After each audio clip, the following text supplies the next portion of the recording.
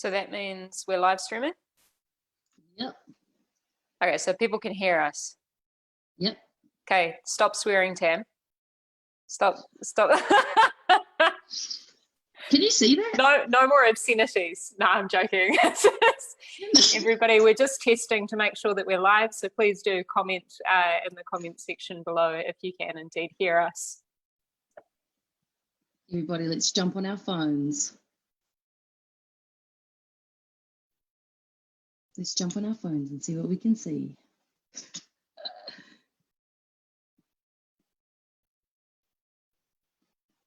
Wish I had some groovy standby music. It's like elevator music.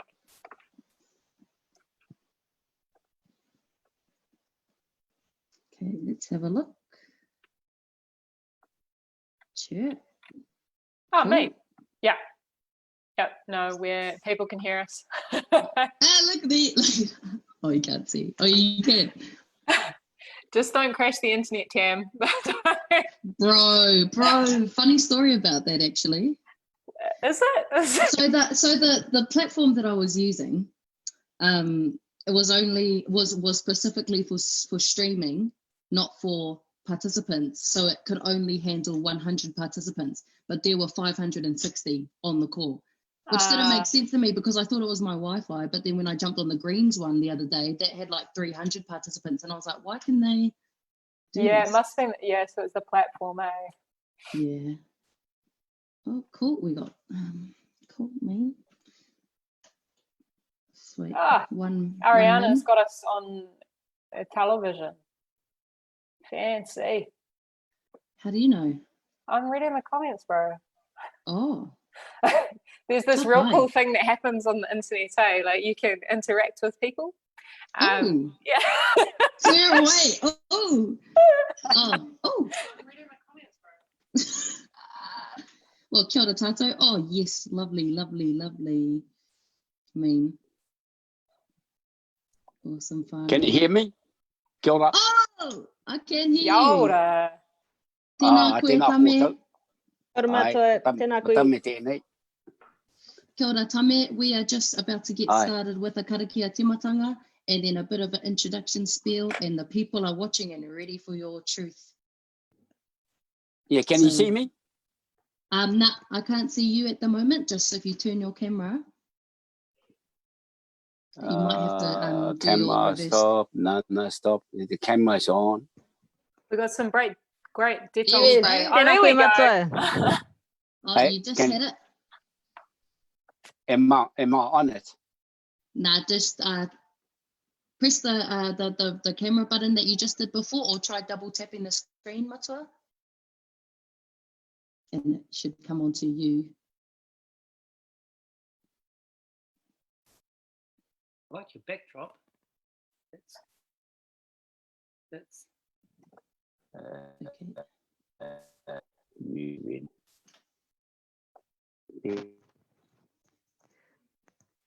Matua, it's facing your cleaning stuff. The detail spray. If you turn it the other way, Matua, it might if you turn your phone around. Oh, okay. Yeah. I'm just Yep. Yep, that's it, Matua. Perfect. Kei te pai. Ko riri? Alright, okay.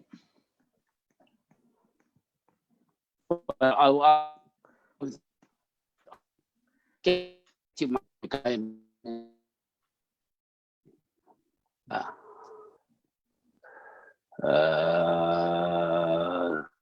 lower hand, invite. You got it, Matua? Yeah, I used this before, but never mind. I'll go back to you again. Okay, Matua, we are gonna kick into Am I this. There? Yeah, we got you. Ka pai. Aye. You look beautiful. Okay. O au tēnei te mihi nui kia koutou katoa, nau mai haere mai ki te Atia o Aotearoa. Tuatahi kia timata tātou me te karakia whakataka te hau me noi tātou. Whakataka te hau ki te uru, whakataka te hau ki te tonga. Kia mākina kina ki uta, kia mātaratara ki tai. E hi aki ana te atākura, he tio, he huka, he hauhu, ti hei mauri ora. Mauri ora. Oh, kia ora tātou. Welcome to our second episode of the Aotearoa Town Hall. The kaupapa of tonight's kōrero is From Recovery to Revolution. And tonight's whakatauki to, I guess, accompany that the kaupapa of tonight's kōrero is ka pū te ruha, ka hau te rangatahi. When the old net withers, a new net must be made. So I'm feeling wrapped up about this kōrero tonight, and I'm ready for us to all start talking about this new net that we're about to start weaving. Tuatahi o tuarua, a kōwaio, ko Tamatha po tōku ingoa, he uri tēnei no Ngāti Awa me Waikato Tainui hoki. I'm a 22-year-old rangatahi Māori, descending from the heart of the North Island and the beautiful shores of Whakatane.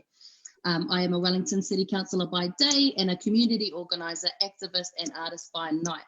I would like to mihi to my colleague T Nash, Thomas Nash, for doing this kaupapa with me. And you can say a bit of an intro if you want to, T Nash. Well, kia ora tātou, thanks Tam, and kia ora everyone. I'm Thomas Nash, I'm from Palmerston North originally and living in Wellington, and I'm on the Greater Wellington Regional Council, and yeah, keen to get stuck into this kōrero with you all. Mean. And a massive mihi to everybody tuning in from home right now, watching us live on our Facebook page. This will be available for viewing if you can't watch the whole thing tonight. So as you can see, our awesome panelists on the screen tonight, we're about to dig straight into kind of distilling and pulling out that kōrero and that whakaaro there. But I thought because last week I wasn't able to give a bit of an introduction about the kaupapa of the Aotearoa Town Hall, that I would just start with a brief introduction there. So it's pretty hard to encapsulate the kaupapa of Aotearoa Town Hall because it is quite broad. I imagine it as a virtual platform for conversation, imagination and creation, kōrero, whakaaro, wānanga, mahitahi, mahitoi. And I see this as an ātia or public forum where we can participate and participate, yeah.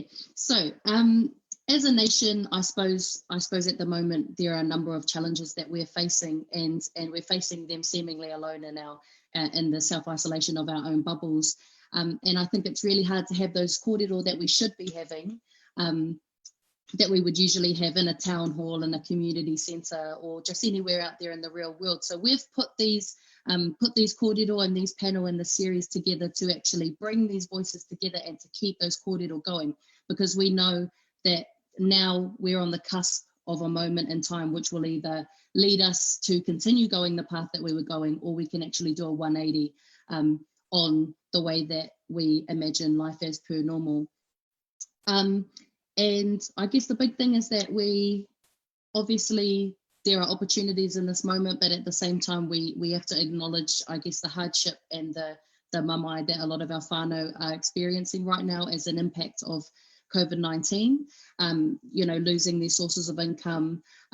Some people have poured their whole entire lifetime into a kaupapa, a business or something, only to see it crumble in the last few months. And as some of our panelists will touch on tonight, there's actually existing inequality that has been further brought to the attention of Aotearoa, or I guess intensified by the impacts of COVID. So we're going to hear a bit about that later on in this kōrero. So yeah, there's not really a big master plan to it. It's just get people together, have good kōrero, and hope that people vibe with it and that they learn new things and that they have things they can take away from this that can spark their imagination, that can impact the way that they live their day-to-day lives, and that can really bring hope and inspire. And so the last kōrero we had was shaping the recovery. So we were just talking about, I guess, the impacts or what was happening. But this kōrero is now, we're moving past that, having outlined what is going on. We are now thinking about actually how do we go from a recovery, which insists that which kind of implies in the word that we go back to how we were, we're recovering, or are we looking at a revolution? And are we looking at revolutionizing the way that we do business as usual and the way that we treat our people and our planet? And is it a paradigm shock or is it a paradigm shift? So that's what I'm interested in pulling out of this kōrero tonight.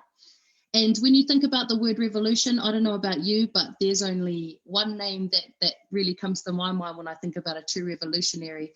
And he is a man that has inspired the heck out of me. I did an artwork of him in my first year at uni. Because he's the man. And I've already told him all this on the phone. Yeah. But I am going to introduce you to Tame. But Tame, I think you need to turn your phone around. I try to. He's being shy. I'm a bit taki on this roro hiko, but I'll try to make do with it. But as long as you can hear me, hey. Tēnā kōtiro. E mihi mana mo kia mo tana koe a tēnā koutou. Can you hear me? Yeah, we can hear you, matua. Okay, I'll carry on. So, yeah, thank you for the invitation. And I think I never ever thought that we're going to end up in a situation where we are, in a crisis situation. There's an opportunity, and so there's a room there. So for the last 4 to 5 weeks staying here in my little wee bubbles, and I've been pondering through my whole thought, and so and able to, in the first week, in the second week, then I can see things moving, shifting, and in particular working within your community and tribal areas, and seeing a movement of people never ever being together. When we're talking about motuhake, about shifting and making changes. So to me, that what's been happening is an opportunity for us there to make a huge shift. And we no longer really total capitalist system throughout the world. And so we are in an opportunity to look at it seriously, from a iwi hapu whānau perspective, and how we can have this relationship with everybody else. So what this gonna look like. And obviously there are things that have been happening. I never thought I'm having a conversation with people I don't normally talk to. And so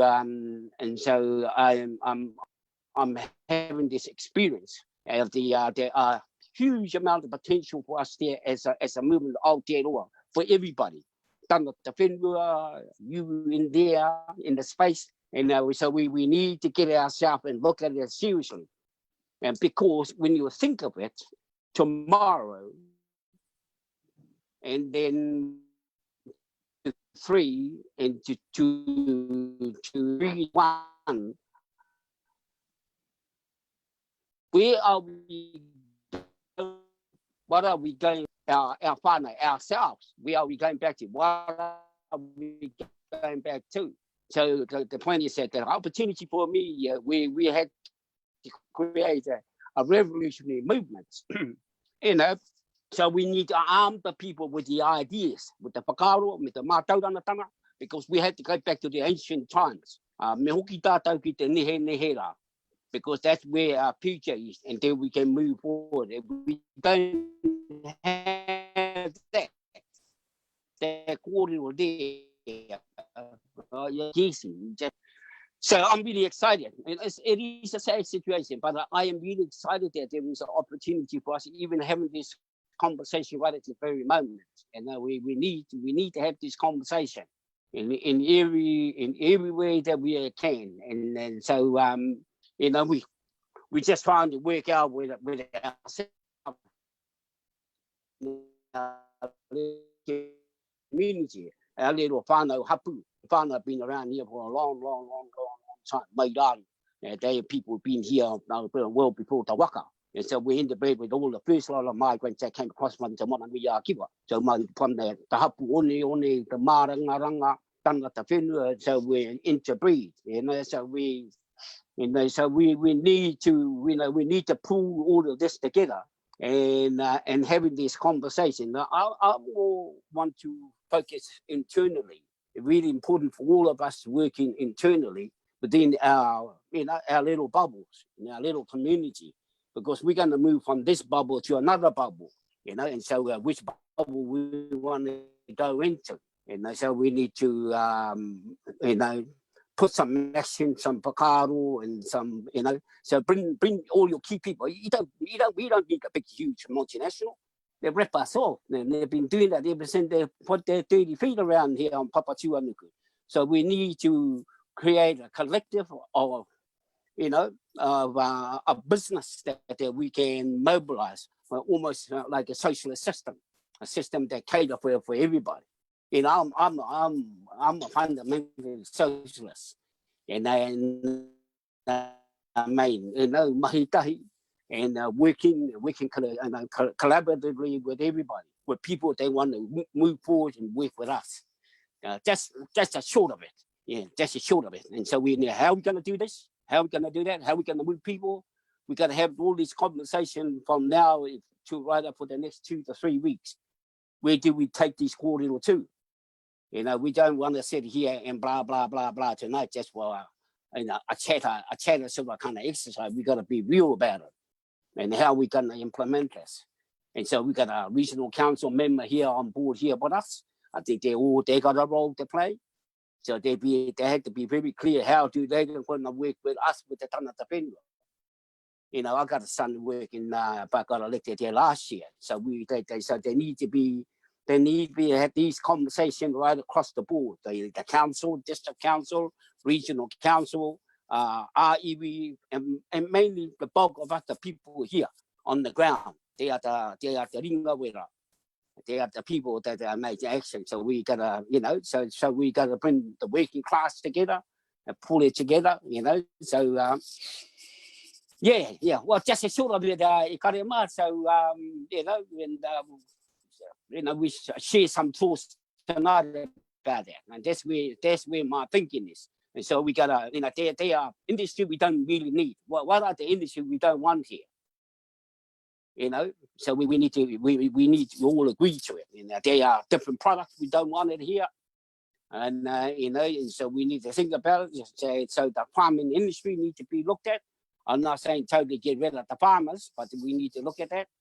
But there need to be a huge growth within, Haku, Fano, to set up there with their marakai, and we'll build those industries. We can create employment here within our community. We got to be able to have people returning back to the Uruwera, or go back to my AOTEAROA side or my Waikato side. So we need to just have this conversation. E hoki ana tātou kihea, where are we going to? And that's a short of it, and I'll leave it to that and carry on. Now that's Min Matua, thank you, and such positive feedback coming through on the comments. Even though there was a few technical difficulties at the beginning, the feedback is that your whakaaro is shining through those connections, and I've just made everyone aware that you are calling from Te Uruwera, where there are not big Wi-Fi poles. So thank you for your whakaaro there. And I think the question we're about to ask to Julia Whaipooti, I think you'll be able to jump in on afterwards and share your whakaaro as well, because you're both people who are known for your whakaaro rangatira. So now I'm going to move on to our quickfire questions. So what this does to the people watching at home is they are big questions, but they're purposely made to be answered in a small time frame so that you can get a bit of an understanding of the kaupapa of the speaker. But also, if you let people go on long tangents about some things, then they sometimes overcomplicate it. But if you let it be nice and poto, then people can get their thoughts out succinctly. So we're going to do that. And Matua Tame, you jump in if you want to add any whakaaro after people have answered these questions. You jump in. Okay, so we're going to start with Julia Whaipooti, our first panelist for the evening. And so, kia ora e kare. My quickfire question for you tonight is, what does constitutional transformation look like in Aotearoa? Kia ora e ho. I'm not one to overspeak too long, but I'll take the 5 minute. Kōrero. on hand. Tēnā koutou katoa, e ngā taringa rahi, I tai mai nei ki te zui nei, kia ora houtou, ko wai au, huri tēnei ngō Ngāti Porou, ko Julia amo Whaipooti tōku ngoa, kia ora everyone. Tēnā koe matua mō tō kōrero just now and the mahi you've done for our people and the leadership you have shown and continue to show. It is appropriate that the kōrero around revolution should be led by you, and it has been led by many of our people for many years. So I just want to mihi to you and acknowledge that. What does constitutional transformation look like in 5 minutes, starting from now? Well, I think it's really important to actually just kind of say, what the hell is a constitution to everyone who's listening? Honest to goodness, I went through law school and I finished law school and I didn't know what a constitution was, and I still probably didn't have a good understanding of what parliament is. And that's a problem, because constitution is pretty much, it's the bunch of rules that governs our government of the day, who are responsible for making the rules. And it's about distribution of power. So our constitution is the set of rules that enables people in the positions of power, and in New Zealand, that's our government, to make decisions that affect everyone. And it's a problem because it's the structures that set up the distribution of power, and we know power is not distributed evenly throughout Aotearoa historically, currently, and the impacts of that and the inequities of that are felt because of that. I was having a yarn with my mate, Kiritapu Allen, who a few of you will know. She's in Parliament, and I guess we're a bit dorky to be talking about constitutional transformation, but I was asking her about this, and I was like, bro, what do you reckon, what's your role? Because you're in Parliament, and what's the role of government and all of this sort of stuff? And we were talking about the tensions around our existing constitutional structures, and pretty much it's a bit munted. Right now, Aotearoa, New Zealand, we don't have a written constitution, and it's the way that our constitution is applied across Aotearoa is dependent on who's in power. And we have a judiciary, a bunch of judges, and this real archaic structure that is courts, you know, our court structures where we've inherited from over in the UK, that's over 100 years old, over 100 of years old. I said that like that's a long time. It's actually hundreds of years old. So we have the structure that's charged with deciding whether or not things are constitutional in Aotearoa, should it get challenged. But then we look at when push comes to shove, and we know how weak that judicial body is in holding those in power, our government, to account when it comes to our constitution. I think about what's happening right now. On Friday was the Justice Select Committee were considering a bill that was whether or not prisoners had the right to vote. Last year, the Supreme Court, the highest courts in New Zealand, said that the government was in breach of their Bill of Rights / a fundamental document in our constitution. They were in breach of that in taking away the right to vote from people inside prisons. So the Supreme Court came through and said that. Waitangi Tribunal came through and said that.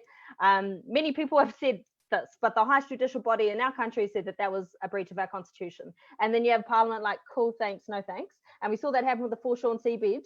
But now it's something that this current government's going to pass, but still remains in breach of our constitution, because people inside who have been incarcerated for longer than 3 years or have a sentence for longer than 3 years won't be able to vote.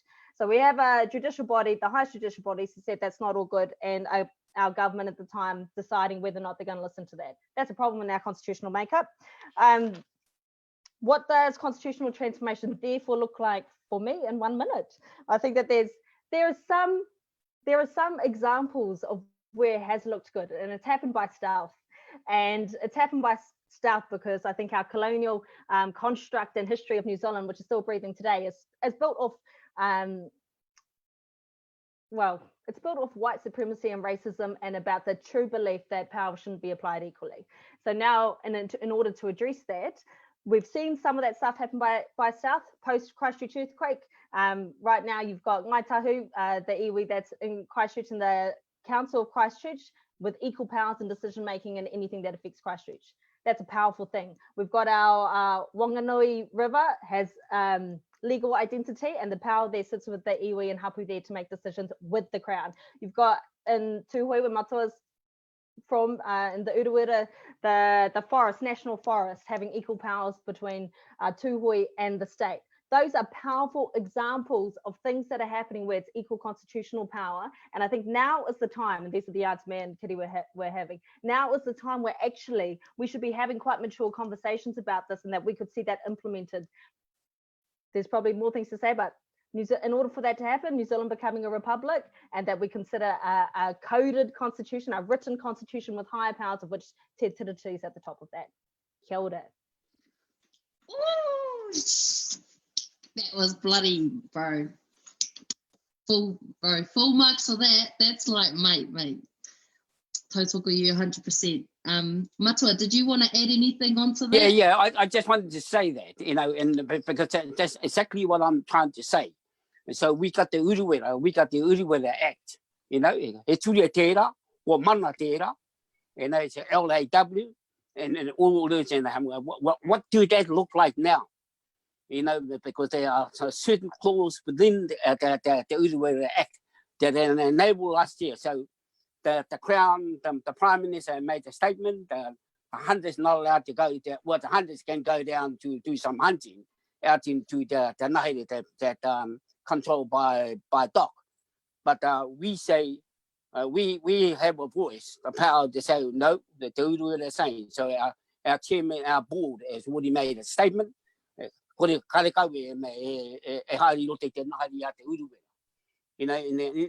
their sense. So we're going to be able to exercise our mana mutu hake in the way that it's not having a fight. And I think, what do they look like? So we need to work internally within our community, within our whānau. What do the Uruwera Act look like? What do the whanganui kaupapa the Act look like? And as you're talking there, the tuahina around there. So I totally agree. So there need to be those types of conversation now within our whānau hapu and iwi, internally here. And in particular, I can only say that about where I am, although I've got connection in Taarawa and Waikato.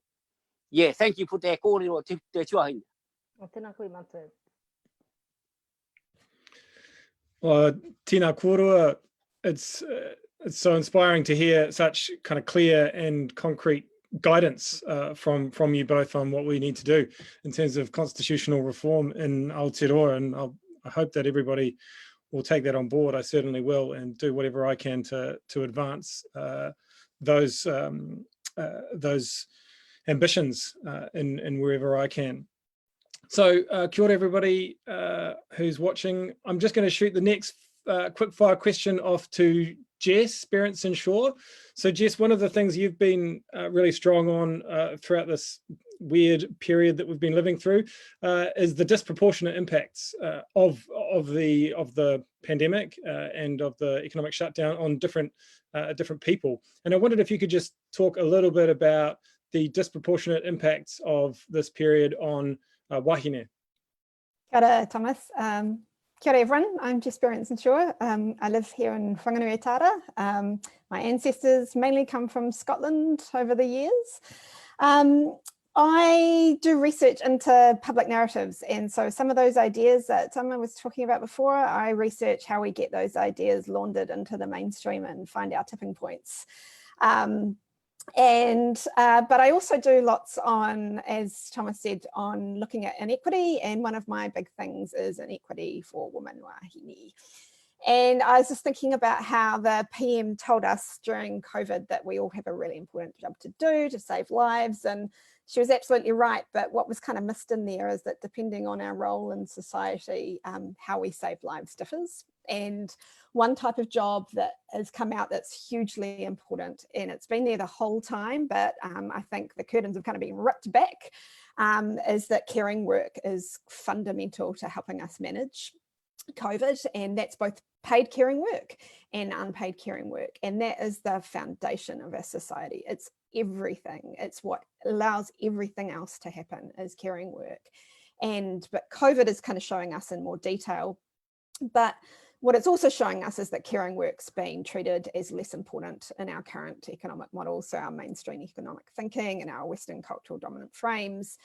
And so that means that people who are doing paid caring work, so hospital, nursing, community care, caring for children and older people, are either being paid less or not paid at all. And it's undervalued and invisible in lots of other really important ways in our society. And it also happens that most of that work is led by women. And so as a consequence, the women doing the work that we most need right now, and actually doing all of the time, are doing it without the right kind of structural supports that they need to do it really well. And those include things like decent paying conditions, but it's far more important than just money. It's about all of the supports and the way that we see this work and what we do to support it and really lift it up as fundamental and foundational. And, you know, like, I think that matters so much because COVID is just revealing how important caring for each other is. And if we can't focus on what we can do to support caring work, then we're kind of a bit lost really as a society. And, you know, the other thing that's happening during COVID is that the types of job losses that we're seeing, mainly in tourism, mainly in hospitality and part-time work. And again, those are all types of work which are mainly occupied by women or dominated by women. And so I think the obvious and practical solutions here to these challenges that wahine are facing is that we start to value caring work properly.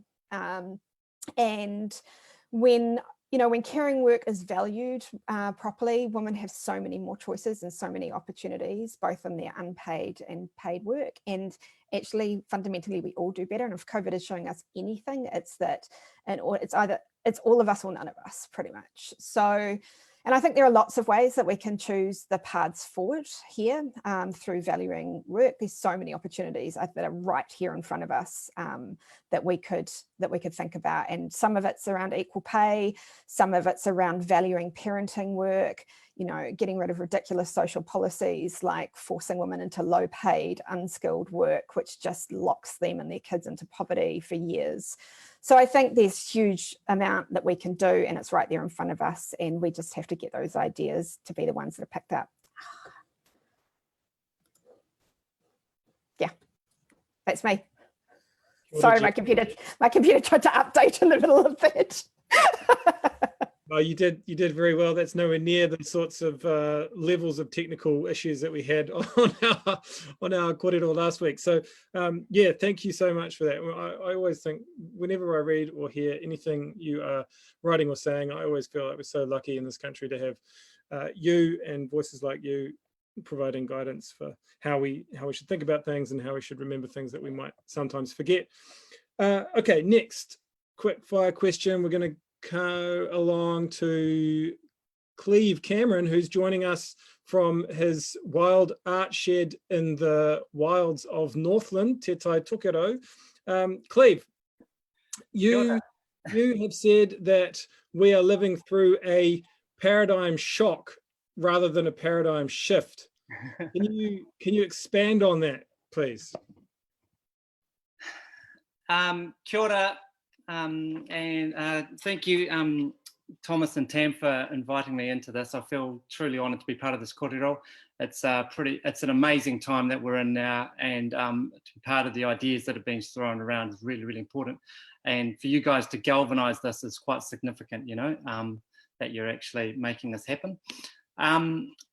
So when we say paradigm shock, as in,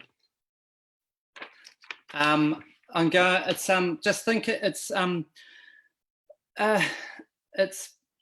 a case of where so it's sudden change and magic is happening, right? So, and it's things that were before seemed impossible or fantastic are now able to come into where we are. So things will be brought forward. The thought that our carbon-based, consumer-based lifestyle status quo, the paradigm that we've been tied up in, has actually just been put totally on hold. It was an impossible idea not so long ago. But that whole paradigm we're locked into has just had the handbrake pulled on it, or the whistle's been blown on it. Mother Nature's just said, dudes, fucking calm down. And everyone's just had to stay at home and have a little think about it for a while. You know, it's kind of like we're all in time out, pretty much. But, you know, and so when I say things that you thought were impossible, like last week, a ship of oil was turned around. Zed turned their ships around and sent them back out to the rest of the world and said, we're going to sell it back to the market. We don't need it in New Zealand. I reckon that should be the beginning of our energy independence. You know, we can be completely energy independent here, energy self-sufficient. We have a surplus of electricity in this country. We have enough electricity at the moment, according to Fraser Winteray at Mercury, to actually power the whole transport fleet in the country right now. That's let alone adding on more. We can be 100% energy sufficient and independent. Not only would that mean that we'd create new technologies, we would have lower costs of production in what we're doing, because transport and petrol is a massive factor in our economy, but would also become released from the shackles of the bizarre international policies of America, and so, which is actually a really crucial thing to do. So when we're in paradigm shock, suddenly all these things become possible. It's what was fantastic now can become real. And so, yeah, I think, yeah, as a creative character, I just see, sure, there's a lot of pain and upset and so on, but with that, you know, when the trees rot, new stuff comes through again. You know, when the stormwaters bring the water down the creek, you know, it clears the way for new stuff to happen. So now's the time. There we go. Kia ora, Cleve. That's some awesome kōrero. Tam, I'm going to pass the ball back over your way for the next bit of this. Yeah, yes, that was mean, Cleve. Thank you. Really put it into perspective with some really, I guess, good examples of what you're talking about when you're talking about that paradigm shock, and you got your paper as well, so that's cool. Right, our last quickfire question before we get to our more detailed kōrero, even though it has been really detailed and mean so far, is our MP in the conversation, our Green MP, hailing from Tamaki Mikoto, we have Chloe Swarbrick. And your quickfire question, Neho, is what will be the biggest roadblocks to transformational change? Kia ora iho, kia ora tātou te whānau. Thank you for the question, Tam, and thanks again to Tom and to Tam for having us on tonight. It's always meant to bring together a bunch of folks, but to have a conversation or a kōrero that extends beyond the kind of one that we're currently in and is documented, and that hopefully spurs a million other conversations. So the biggest roadblock that we face is probably Parliament.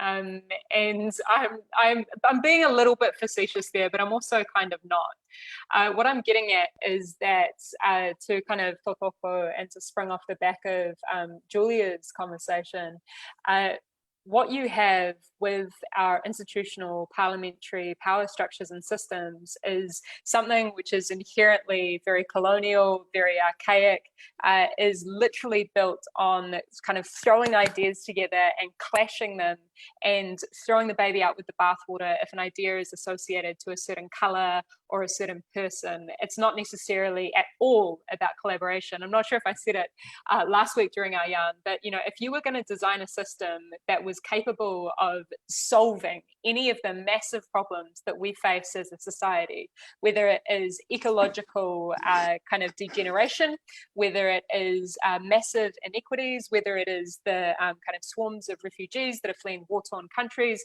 whether it is wars raging seemingly eternally overseas, it would not look like our adversarial system of parliamentary politics. So if we want to change all of that, fundamentally, we have to recognize that any form of power gains its legitimacy from the people who it purports to serve. And we have seen iterations of power and system changes. And like, I was starting to unpack this actually on a yarn earlier tonight with a bunch of students who are obviously organizing and showcasing their immense potential to claim their power and to change the system if they do organize and work together and recognize that they're not all of these individuals. They actually have shared kaupapa and can recognize the power. Is that I think the biggest roadblock is actually all of us seeing ourselves as isolated individuals. Because when we are isolated individuals, we are very hard to bully. But when we work together and we recognize our shared kind of power and we push back against the system a little bit, because the system is never going to like it. And the system is not some abstract, ambiguous, out there thing. the system is literally just a set of rules that governs the way that you and I live our lives, right? Yep. And they are Yep. rules that were created through decisions made by powerful people. And those powerful people in our political system have been put there either through intentionality or through us neglecting to engage in that system. And I take a lot of heart in the reality, for example, Tam, you know, that you ended up getting elected, for example, as a rangatahi Māori woman, who, you know, brings a real radical kind of kaupapa. And, you know, same, Thomas, with that kind of ecological proposition that you've got going on there, as well as the social justice backing. And I always come back to the fact that we thankfully still have the potential for a form of kind of insurgency, for lack of a better term, inside of these political and parliamentary institutions as they currently exist. We just need to recognize that we as citizens have to hold them to account. So, yeah. Yes. And matua, he ha tō whakaaro. Oh yes, open it up. Let's go. Just going to pop it out there. I'll just probably a fundamental disagreement, Chloe. I don't think that a revolution starts with an institution or starts with government, because government and parliament are the responders to the will of people. And so actually what needs to shift in a revolution is the will of people. And so there needs to be it needs to be community led, it needs to come from the ground, and it's actually recognizing that there is aku whakaaro, you know, there's an underbelly of racism in New Zealand, and in terms of who's in power and who distributes that power and to whom.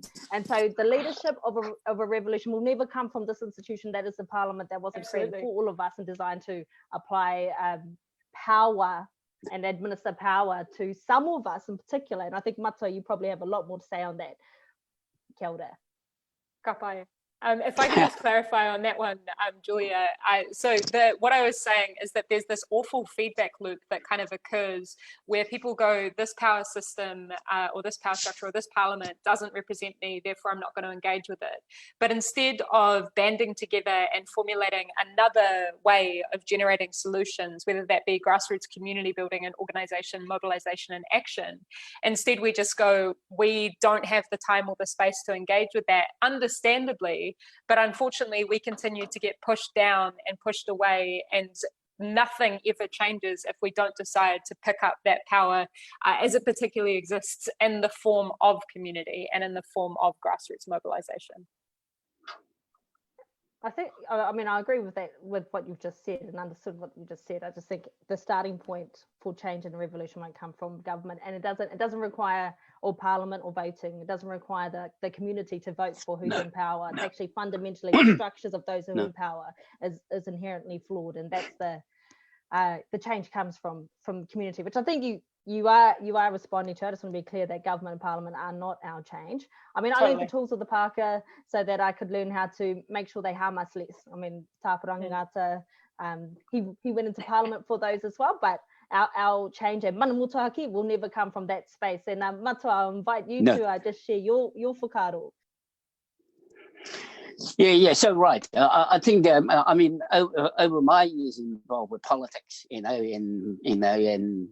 and it took me a long time to kind of work it out. That's not where we're going to, you know. Although we participate, and Eva and I and many others participate in the circus, but it's so true that we must go back to the ringawera, the masa. You know, that's where the movement is going to be built from there, because and then because I'm seeing it happening right now. What's been happening in the last 4 or 5 weeks. So we got people on the ground are working, operating, and then having this relationship with everybody, with the police, with the women's group, and all of these are happening and never happened before. And I think that that's an example of building the movement internally within our community and expand that. So people like the politician, like and like the young lady here tonight, they can be part of that, but it was not going to happen from in there. So they got to try and use that platform for us to be able to have this sort of types of conversation. So There's no other place there where the mana of the building the movement with here within our community Fano Hapu, and that's where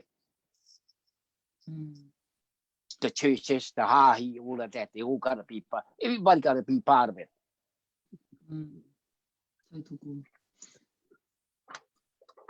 All right.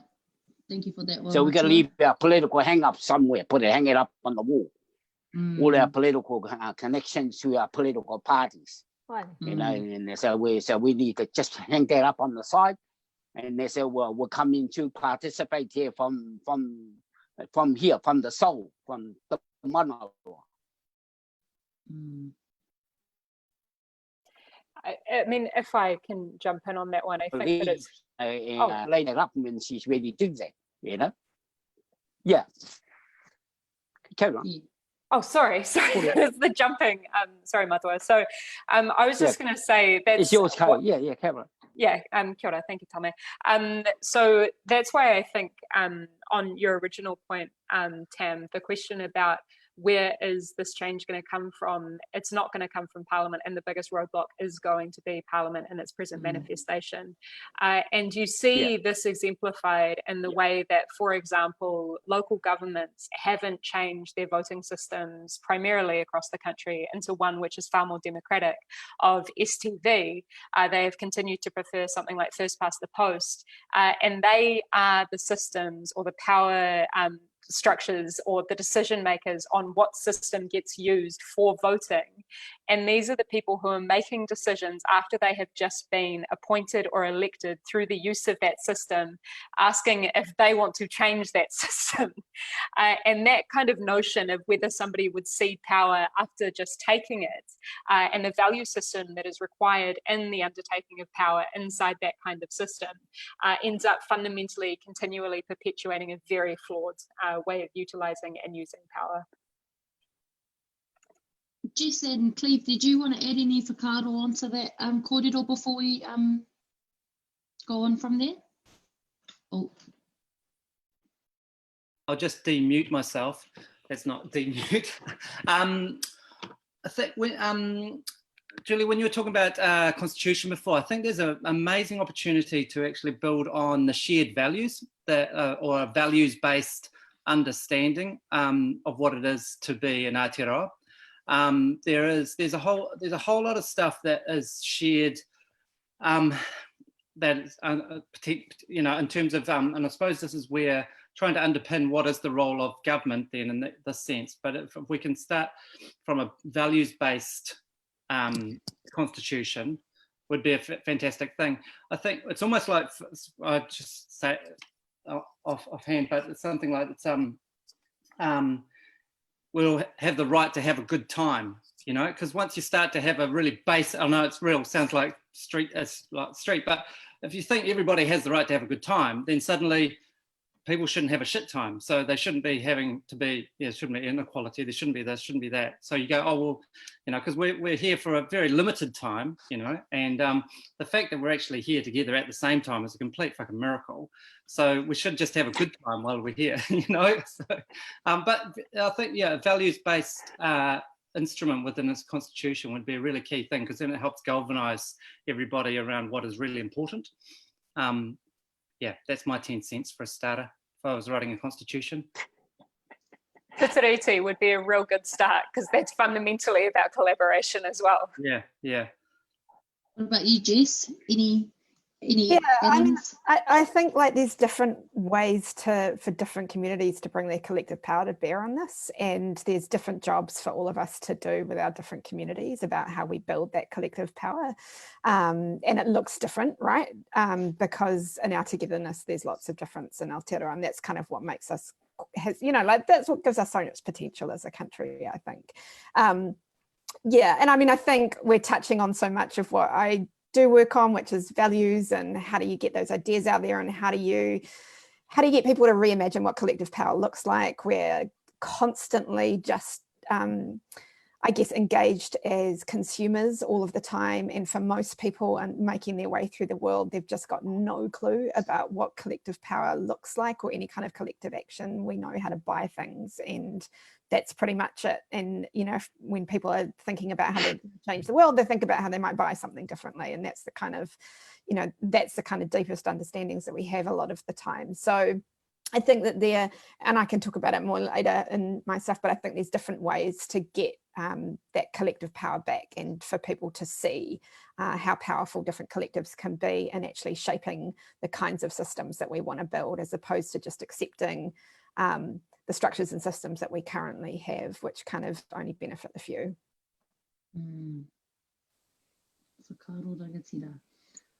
Okay, so I'm keen to dive into some of those ideas a bit more, and we can, I mean, there's quite a lot of dialogue has been said already, and quite a few ideas have been chucked out there, so feel free to incorporate those or respond to those and send in your answers.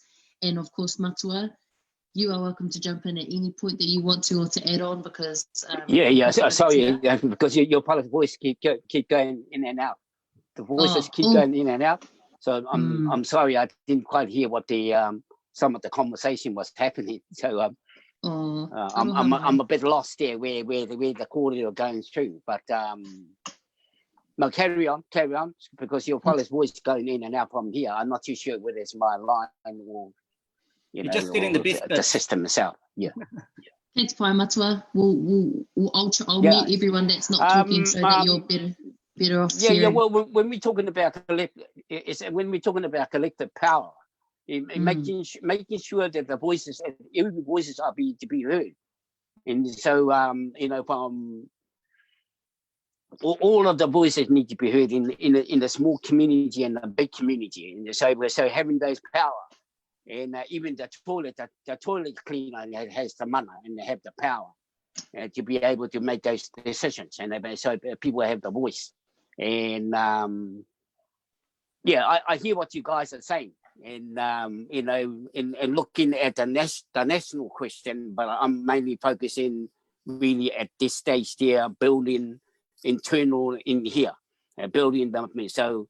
We got 20% of our population, the two-way population, like the whole kind. So there's 80% of our population live outside. So are two-way ready to have them back?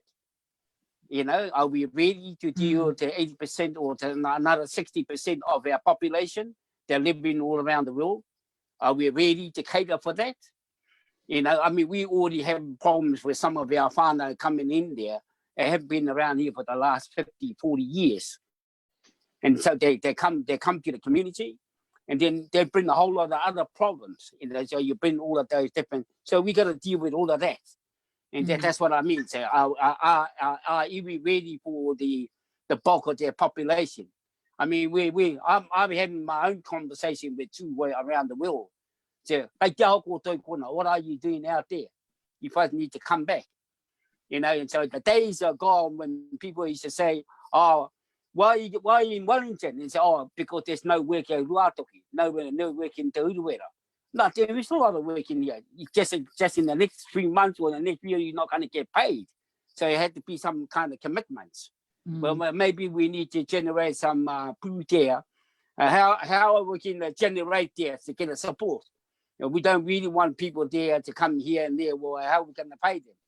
And so, and I think that we, from the iwi hapu perspective, and we are already having those conversations right now for the last 3 or 4 years, and what this manga motu hake or two-way going to look like for us.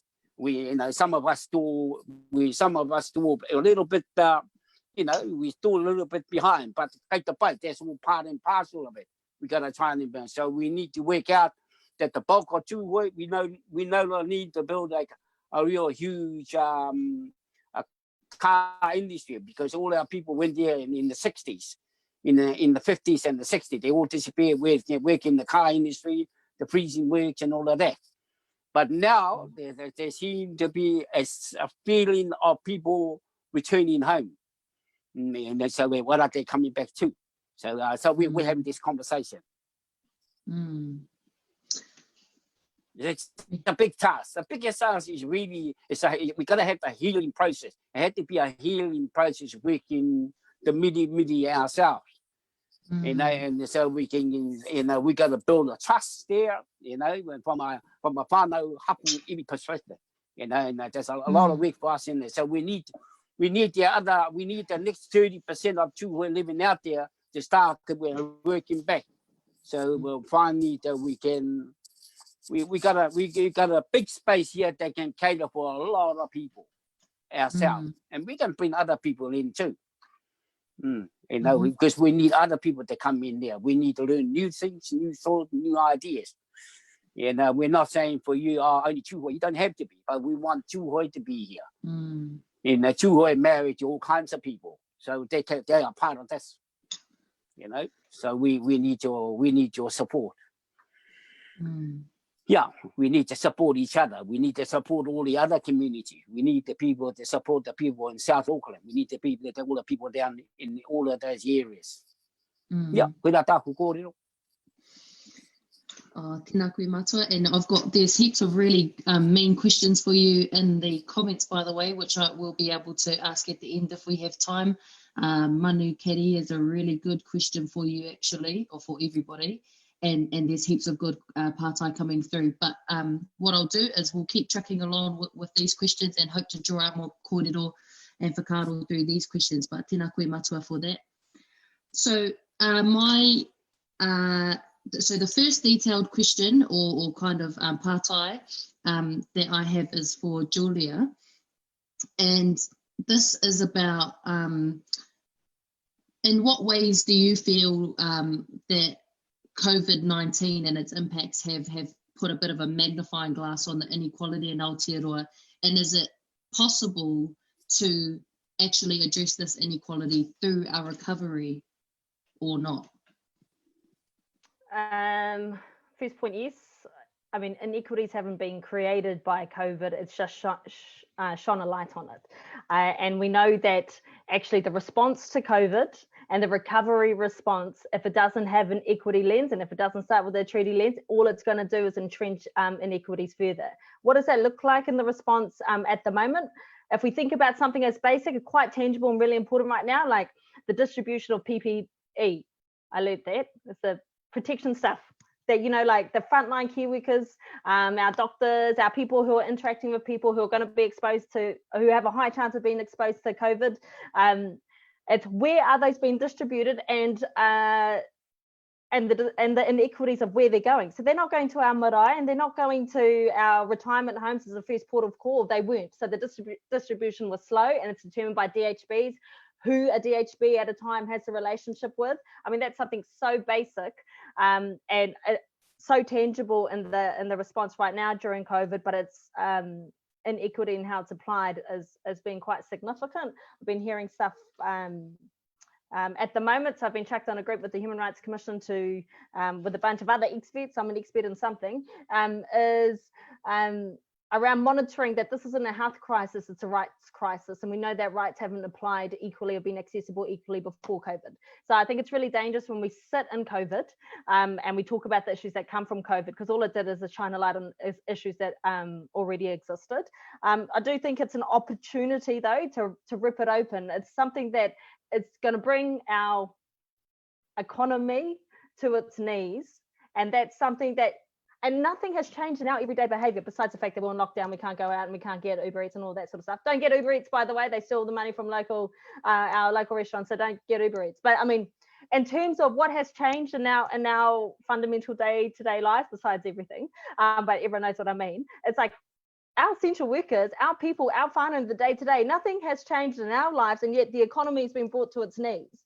And then we're going to go, oh, okay, who actually supports that economy and who's benefiting from that economy? It's not been distributed evenly before this, and now's the opportunity to go, hey, there's something fundamentally munted around the structure of the economy that means that we have our essential workers rolling out, our supermarket workers, our nurses, our caregivers, who are on some of the lowest minimum wage to below living wage, and they are the ones who are out on the front lines right now. And then we've got our, you know, our doctors and people who paid lots of money, but and really important. It's not a question about who's more important. It's not the important Olympics, but what it's showing is that those that we value are the people that have not been the people that are out there for us today. We talk about unskilled labor, and who do we pay? How do we measure value in our current capitalist sort of structure and system? It's not our essential workers who are out there today. So we should all be asking our questions like, what's munted about the situation and what needs to change? I think about all the times where there's been, and I sort of want to go into the response cannot be separate to what constitutional transformation is and what is needed. Matua Tame, he was talking before, what you were saying about the response from Tūhoi and being able to support whānau within Tūhoi, and actually that the person who's cleaning the wharepaku has equal mana to the person who's sitting out on the pai. So when we have the Prime Minister up there speaking, or we have the CEO of Air New Zealand now who's in this, you know, shocking situation where he's voluntarily giving up a quarter of his pay, knowing at the same time we have a government bailing out Air New Zealand, and then at the same time they're making hundreds of people redundant, so that the impact of where that putia is going is not felt by the community. And we know that the inequities that existed before COVID mean that in the COVID response, the inequity, the people who are going to be hit the hardest in this time in this country are Māori, and we know that who are filling the jobs, and we're going to have the economic loss and the employment places where people aren't valued and blah blah blah. We're looking at the unemployment and the health impact that's going to hit Māori. That existed before then because the default settings of our systems and our structures were inherently not designed for Māori, happen to Māori, cause more harm to Māori. And then of course, and you go, when we look at our equitable lens, and how does that play out with other groups who have been marginalized and vulnerable and are vulnerable to the existing system settings? I'm thinking about people with disabilities, and of course, you know, lots of different things. Thinking about our whānau who are immigrants here, who don't have secure residency, secure income, secure employment, etc., etc. And right now, when we look at what has happened, though, you look like this: the government added $25 a week to people on the benefit because we're going to have an influx of people who are going to be dependent on the state. How politicized is that before COVID? The fact that that could happen almost overnight just shows how it's actually a political nature, and for those who are in power make decisions about those who affect, but because it's going to affect a wider group of people, then they could push through that policy for change, which I think is an example of the potential of a revolution, since this is the kaupapa of the revolution, and for us to force through change. But I want to look at the responses in this time when we talk about the constitutional transformation and what is required, because it's not in the response, it's at the tepu, at the table of the decision making, where there needs to be equitable power and where that sits. That starts with the te tiriti power structure that has never been on before, but we've seen, as I said earlier in my opening sort of rant, that you see that happen sort of by stealth. But we have the potential to go, hey, this isn't working for anyone. What does new look like? What does the discussion look like in our higher structure that has to do with the kāwanatanga and the government space? Because we also have, you know, by Māori, for Māori responses. We talk about that. So it's about having them, and it's actually not by Māori, for Māori. Matua is talking about by Tūhoi, for Tūhoi. And I would, you know, by Ngāti Porou, for our whānau, and all our different places, the ability to make decisions for issues and problems that affect us from a system that already is currently designed. You have those sort of spheres, and if anyone's read My Tiki Mai, Matamwana Jackson, Margaret Botu, Bomb, Constitutional Transformation, they made the Constitution sound not boring. So you can go and have a read of that. I think if you're listening to this conversation, it's something you want to go have a read, and it's actually shares the stories of our whānau and people, so it's not spoken in like boring language, which is kind of important to me. But then you have the kāwanatanga space about the sharing space, where it's like, where does the Crown fit into this, and Māori making decisions on things that affect us together. What does that relationship look like? And it's not a partnership, because I tell you for sure, Ngāti Porou weren't sitting at the table and like, oh, hey, you fellas, come here, have half our power to make decisions around my whare. No, thank you. That was not what was on the tepu at that point in time. That's not on the tepu at this point in time. But the ability for to enact constitutional transformation, it really starts now. It starts with the maturity of our conversations that we have right now. We look at something like, I think about the community responses, like the community checkpoints, the police checkpoints that have happened up home on the coast and then up north. And then you think about the how racism's expressed itself, you know, like through media, and then sometimes the politicization of that, where it talks about that being criminal behavior or illegal. But then actually you're also seeing the Crown shifting a much further space than they would have 10 years ago. When you've got the popo, you got the police actively working with Our Fano up there. I mean, I know some of the corridor from up home, and it was a bit of a struggle town, but they're standing there now. Those are police checkpoints that were led and forced by the community there to serve the community, because it's our communities who know what's in the best interest for our communities. What is the role then of the Kawaratanga and the state to support that? And there's a shared role, because it's not like the state and then Māori, it's the state which also includes Māori at the table. But it's not for us to deliver a system that's designed not for us, and that hurts us. So I think there is an opportunity for transformation that happens now. It happens with these kinds of discussions, but we need to force that issue, and we need to be challenging when the response as well is not equitable, because we're seeing that right now, because all that will happen it will entrench the inequities in the recovery, and then we're just going to come back out. If we come back out of this, and then in 30 years time I have my mokopuna sitting in one of these things having the same conversation like I'm having from our, you know, rangatira like Tame, like the Annette Sykes, like Matua Moana, have had 30 years ago when Pōao Tatatu came out, and I'm sitting here talking about the same shit. If we come out of this and there's no fundamental change in this, we're all responsible for this whānau, and so we're all responsible for forcing this change to occur. Absolutely, change can happen now.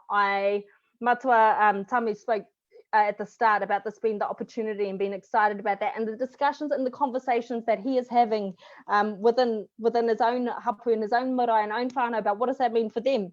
And then we need to be able to have those conversations amongst ourselves, but actually enact that in different ways. Nō reira, that's my little for the minute.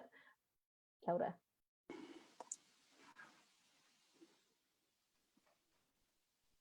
Kia koe matua.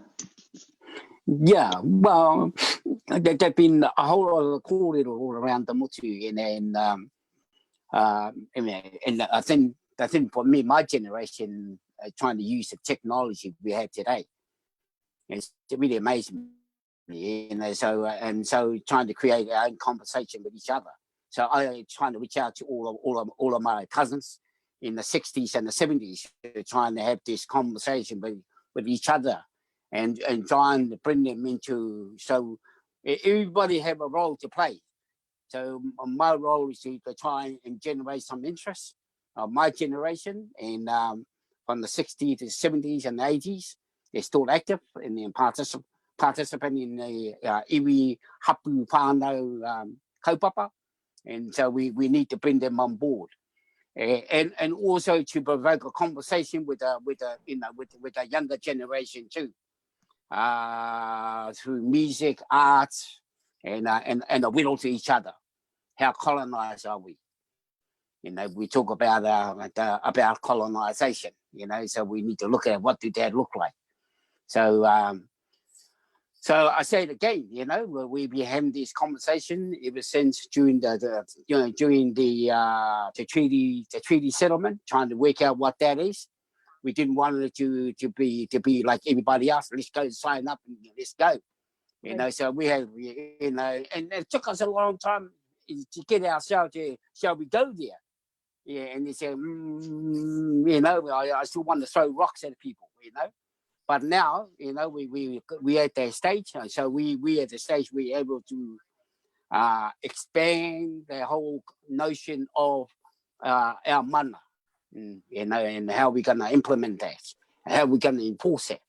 And because there are clauses within the Uruwera Act that enable us there, and through the board making the leadway, and they say we're giving the mana to somebody. Not that we want to go and to train people, yeah, but we need to act and respond to. And they cover this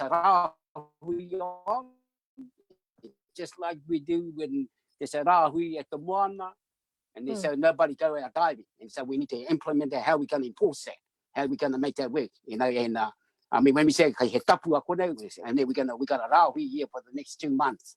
And so we need to enforce that, how we going to do that. You know, all of that. It's just a little fine details, all the little wee things that we need to kind of work it out, how we can, you know, how are we gonna enforce that, you know. And you don't have to ring 111, you know, to deal with that. So we need to be able to ring somebody internally. Let's go and Tautoko, I mean, do something. Right now, Matua, Tautoko, what you're just saying as well. I mean, and so for some whānau, some people, we talk about the whole fact that we're on lockdown for a month. That's a rahui in and of itself, and that's put in place for a reason of which we can all understand. And the tikanga exercise by a hapu or an iwi in a certain place, that's exercise for a reason. And then how we enforce that as well are the decisions that should be made for, you know, the areas of which that rahui come from. And I'm all about, you know, shifting power away from the police. At the fact, you know, what scared me at the beginning of this was that the natural response to, we've got a state emergency, pandemic, all of that, you know, stuff. The natural response was, okay, we need police and militarization. Like that was where the power went. And I automatically was fearful for what they meant for Māori. Because we know how that force is applied in that sort of space of time. Although we've seen the community-led response has been given the mana to do what they're already doing. And so that's a good shift. And it's a forced shift, and we'll take it, or shifted, forced paradigm shift, whatever you said, Cleve.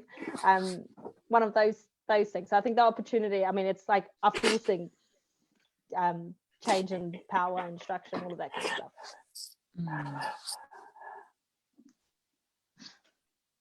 Okay. All right.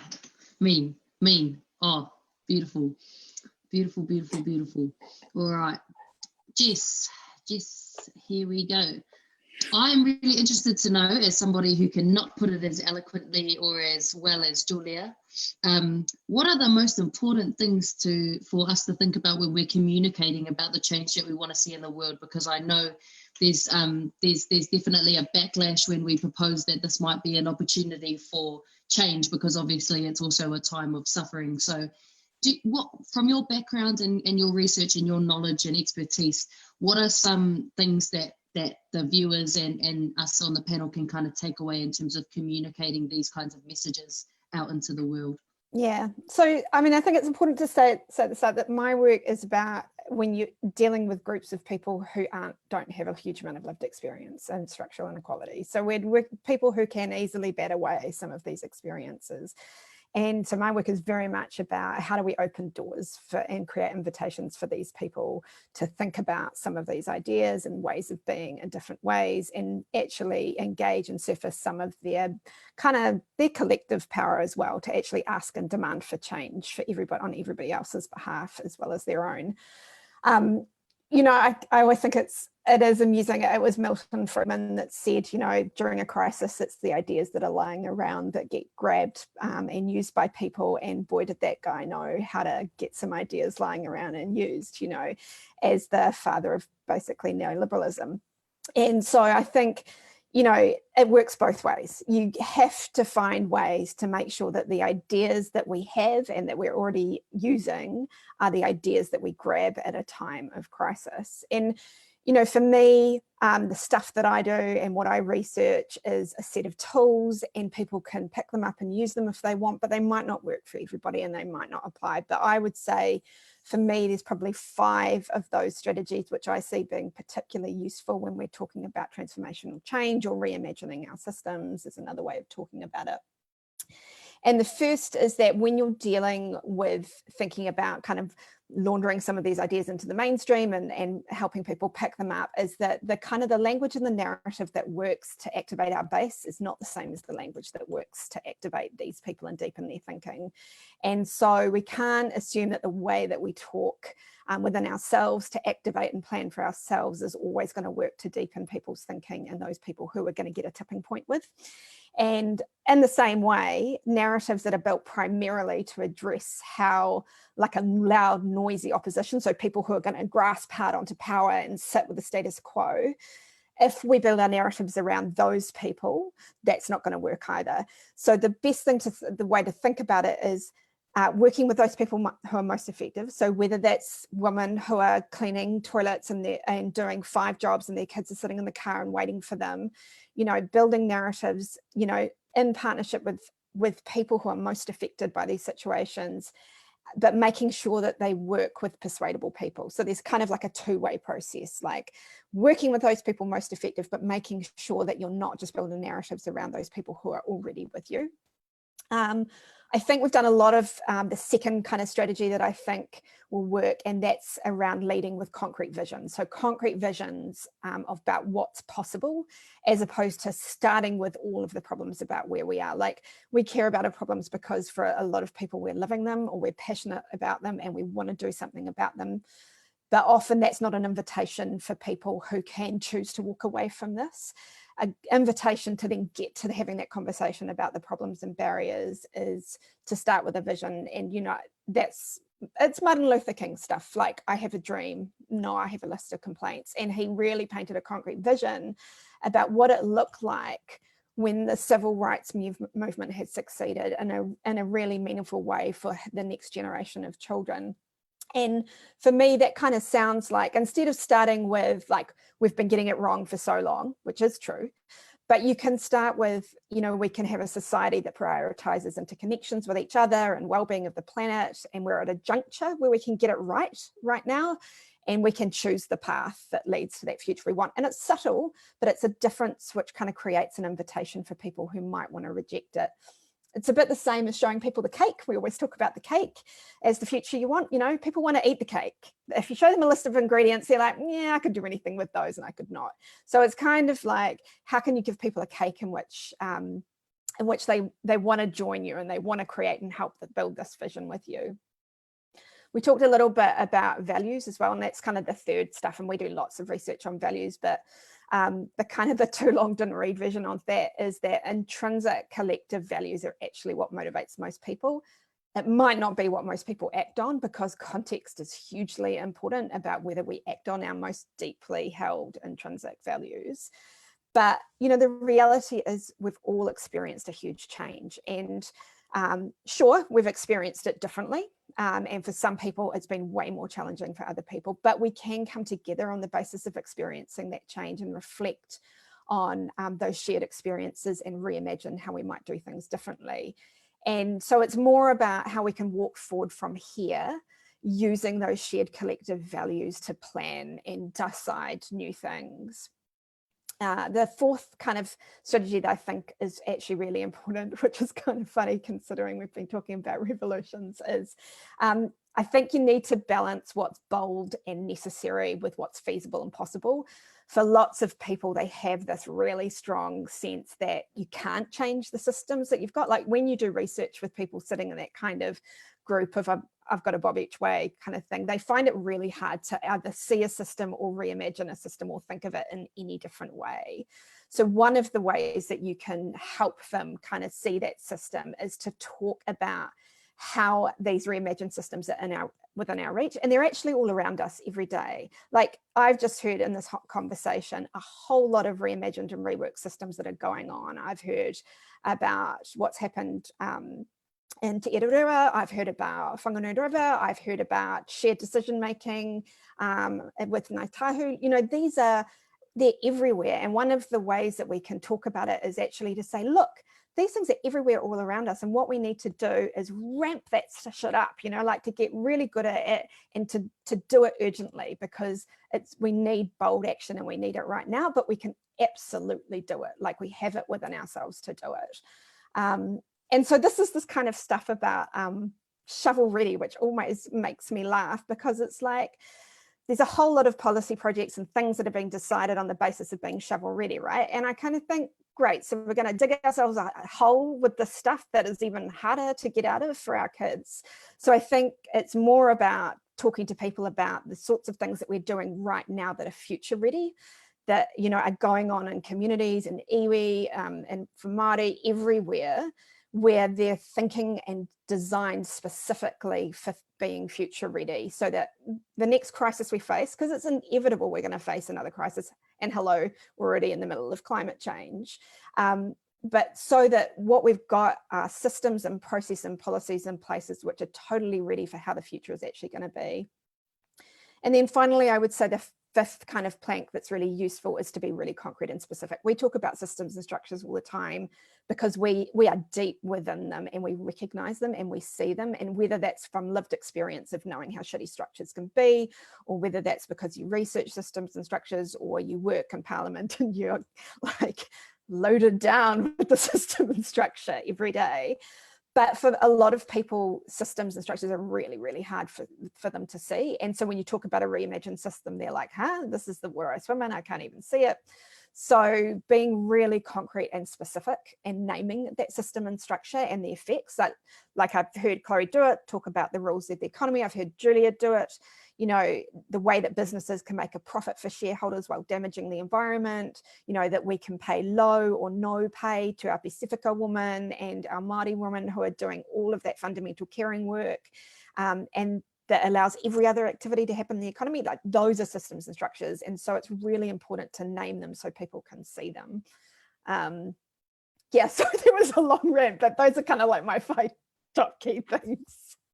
Well, kia ora, Jess, for those 5 planks. And I was watching on the Zoom, everybody's eyes lighting up at various points, which is always a good sign. And there's heaps of cool comments coming through on the Facebook as well.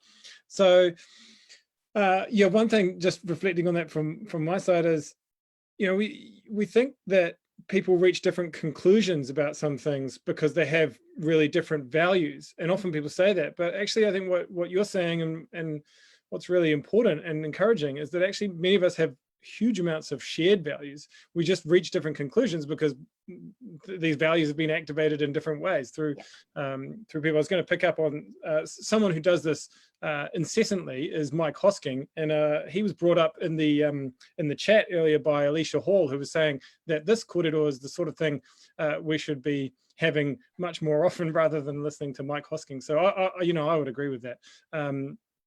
Okay, this question is kind of about the role of art and creativity in the revolution, and so it's coming to you, Cleve, but also you, Matua Tame, as an esteemed artist.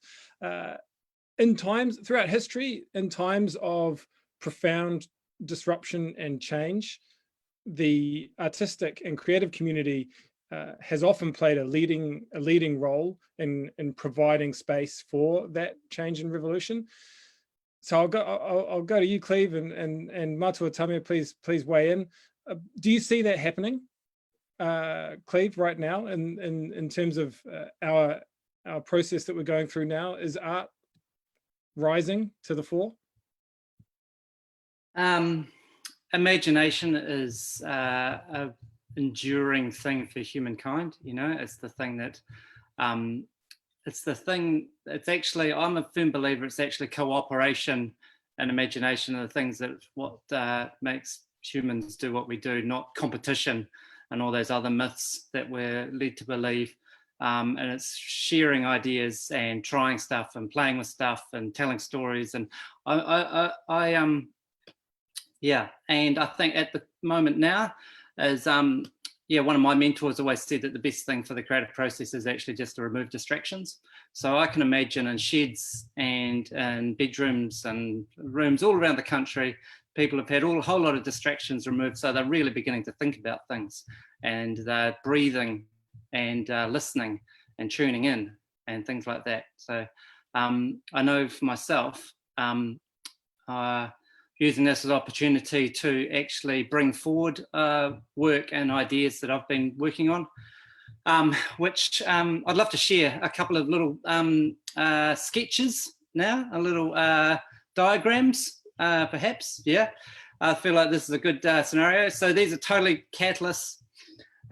So for me, a couple of years ago, so just to give it some context, a couple of years ago, I found myself in the back of an ambulance, with a whole lot of needles and stuff coming out of me, and racing off to the hospital in Whangarei, and I had what they thought was a stroke, but it wasn't. I was lucky. Yeah, it was induced by lifestyle choices at the time.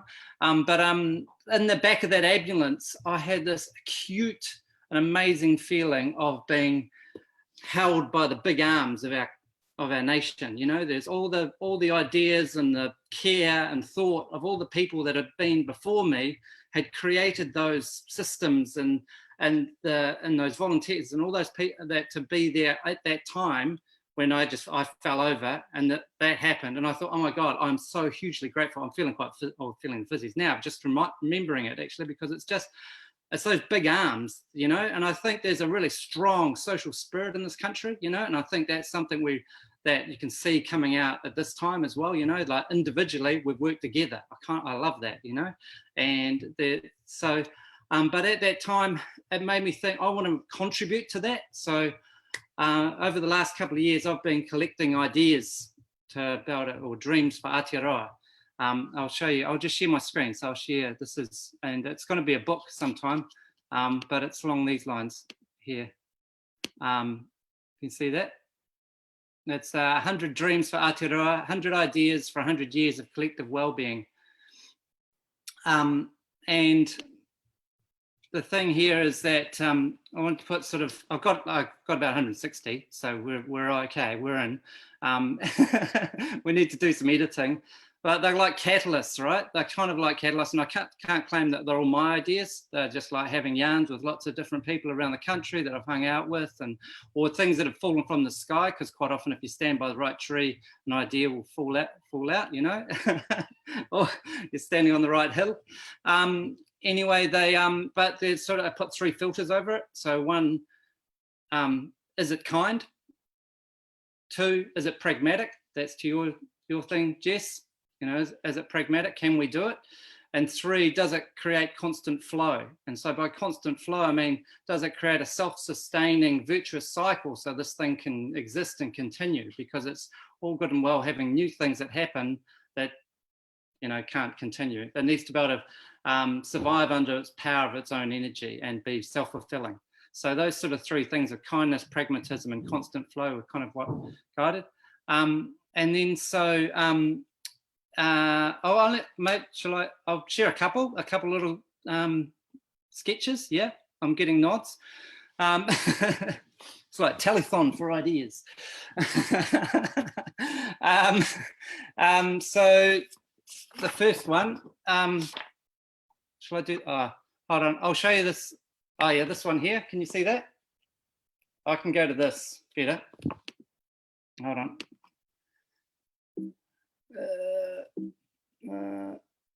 This one. Can you see that? I'm getting nods. So Yeah, we can see it. sweet.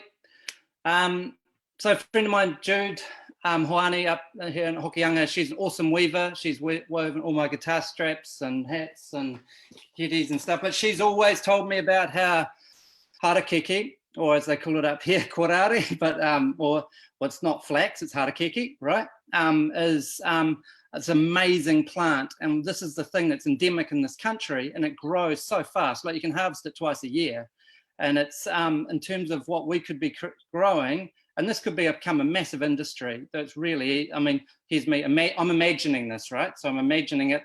I'm not a scientist, I'm not an engineer, but I'm imagining it, and I do have a marketing experience, so I can kind of see it out in the world and places. But you know, there's already a massive pull for biodegradable packaging and biodegradable cups and so on. But harakeke is something you can just turn and pulp into paper just like that. We could be turning it into a pulp and making 3D printed molds of it, so you could package things. So imagine all those people in California that already have plastic plates for everything. We could be making harakeke molded plates and cups and knives and forks and stuff to be sent over there or to Asia or so elsewhere. Because I think a really important thing right now is that we've had a number of industries just completely decimated. We need to be looking at what are new export industries that we can have. And I think being a bit smarter about what actually already grows really well here. So like, even if it's biodegradable, if it's plates, cups, 3D molding, packaging, t-shirts, you know, shirts, organic linen made from harakeke, or skincare and gels and so on. So there's actually, there's some, and it, you know, we all know it just grows everywhere. So that's an idea. That's one thought. But I think important thing is just to share these things, you know. And now the next one. How do I? Hold on. I might just stop sharing.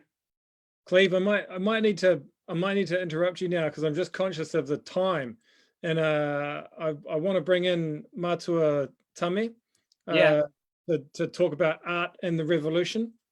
Yeah. Well, I think it's exactly what Cleve is talking about. Is bringing back those industry. That there's so much potential that we can be when we're talking about our economy. So we need to build it there. So we got a whole lot of different places we can create that. You know, the products and so, you know, people are already talking. You know, we have pine trees here been growing here for the last 50, 60 years. You know, and it's no good. Done a lot of damage to our whenua. You know, so people are now talking, having this conversation. So we got to have this conversation, but we need to talk about exactly what Cleve is talking about, and so to utilize what we got there. And funny thing, because I got a whole lot of different harakeke around here. We've been growing them, and so I never ever did any artwork. My artwork in the last 4 or 5 weeks was just producing, just really relax, learning how to breathe, and learning how to, you know, and then you got to go through all of these things in your head. You know, exactly what we're talking about. You know, where are we going to? Is this what we're going to do? Of course, harakeke is one. Hemp is another one. Cannabis is another one. You know, these are all of the different things that we can create here. And so we don't want thousands of cows. We might need about 10 or 2 or none. You know, so we need to look at the whole aspect. That's the short of it. Oh, kia ora Matua. It's so cool to hear this this flow coming through here. I was sorry to cut you off before, Cleve, and I'm sorry not to bring more people in because I'm sure people want to kind of riff off of this, but I'm just conscious of the time, and I want to come to Chloe for your second round question, which you know is another quite a big one, right? But I guess, and it also touches on some of the themes that we've been discussing and that Julia was talking about. And basically, can we rely on the state institutions to do a 180 on capitalism, on racism and discrimination, you know, on fossil fuels? Can we rely on the institutions of the state to do that? Go on, sort it out, Chloe. Yeah, nah. Yeah. Oh. No. I think not. I think not because I mean, we've spoken to and or at least alluded to in a number of the contributions tonight the history behind our colonial Westminster institution that we call Parliament.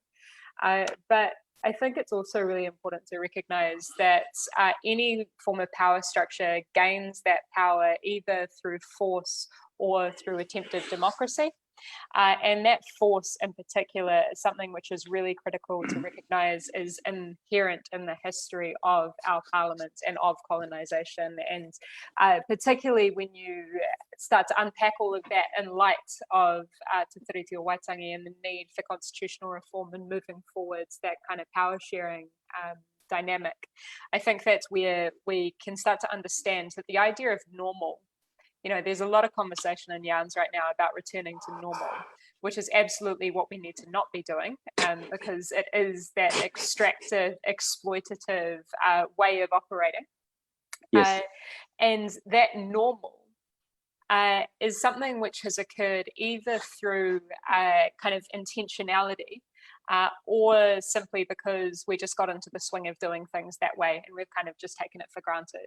But the thing about the normal, which some are advocating for a return to, is that we took things like inequality massively for granted there. The most resounding quote or kind of pull from a speech that I've heard throughout the last month has been from Iona Holstead, the Secretary of Education, who said that this pandemic didn't create inequity, it exposed it. And with that focus that we have in getting off of the treadmill, which upkeeps this normal with all of us just on our hamster wheels going on with, you know, our business, is hopefully an opportunity to recognize our collective power to change it. So the best way that I see to change that moving forward is primarily two things. The first one is through decentralization, and that is more power to hapu and iwi around the country, but it is also to local governments to make decisions for their local communities. And the second is to prioritize and to value collaboration. And this is moving away from this focus, which probably, I'm not going to make any assertions about age here, but I know definitely that Julia and Tam were born into subsequent to kind of neoliberal reforms. And neoliberal, again, is one of these words that we kind of bandy about that nobody really knows what it means, but we go into these left-wing progressive circles and you're like, oh yeah, neoliberalism, oh yeah. It's basically just about valuing of the wrong things, right? It's about pitching people against each other and going, no, you're not poor, you're a millionaire in waiting. And just expecting people to like pull themselves up by their bootstraps and to engage in the system. And if you're not doing well, it's your own goddamn fault. All of these terrible, terrible, unempathetic, unconstructive, uncollaborative, uncreative ways of thinking about the world, which doesn't benefit the majority of us, as Jess was speaking to before. So it's two things for me. It's decentralization of power, which you will not get from the top down. It will never come from the top down. You will only get it from the grassroots communities up. And it is through valuing collaboration. And that's where, for me, I think education becomes a real focal point of this conversation, and it's often neglected. But access to education is a really crucial one, and changing the way that we approach education away from this kind of gold star, you're smart because you can regurgitate stuff, towards recognizing the value of collaboration and being a citizen, being able to participate and contribute and work well with others. And that's what shifts the dynamic from one of being a so-called worker, just a worker bee who's consistently churning out productivity, to being a citizen. And when everything falls apart, as it has done during this pandemic, you don't need just a whole bunch of worker bees who are really narrowly specialized in one certain thing. You need citizens who can come together, work together, collaborate, and be creative. So I think that's how we end up reorienting this whole thing. Yeah, that's it. You go, Matua, you sort that out. You got it. You got it. You got it. Right. I'm excited. I'm excited. And I just want to, one of the things that came to me, which is real funny reflecting on, you know, what we're talking about at the top here. I was yarning with a bunch of mates prior to coming into Parliament, and, you know, it's obvious where I sit on the political spectrum. I've got friends who are anarchists and are just like, no, you know, screw the government. We're not going to engage in that. And it's just like, well, guys, unless we are actively constructing and building an alternative house for people to move into, that they can see, that they can imagine, that they know will be there, then we are not going to be able to produce the change that we need. Sure, we can tap out, and if we can go be self-sufficient, that's mean.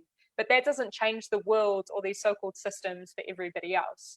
And I recognize that probably coming to the core theme of tonight's kind of yarn, that I am not the person to lead the revolution, and I can't be. You know, I'm a Pacquiao girl from Tamaki Mikoto who is university educated and is coming with my privilege and the kind of barriers to a broader perception of the world. Hey, don't negate your responsibility. I'm not negating my responsibility. Okay, come and peel some potatoes. You know, you fellas, you got to talk to your people to be part of the change and to bring on those collective values and to hold up the cake that people have been talking about, to say this is the cake that's what it's been talking about, and it's translated into the language. So I don't accept that, because that can be a negation, even if it's not intentional. You do have a role. Everyone has a role, and I think that's important. Is that individually, everyone has.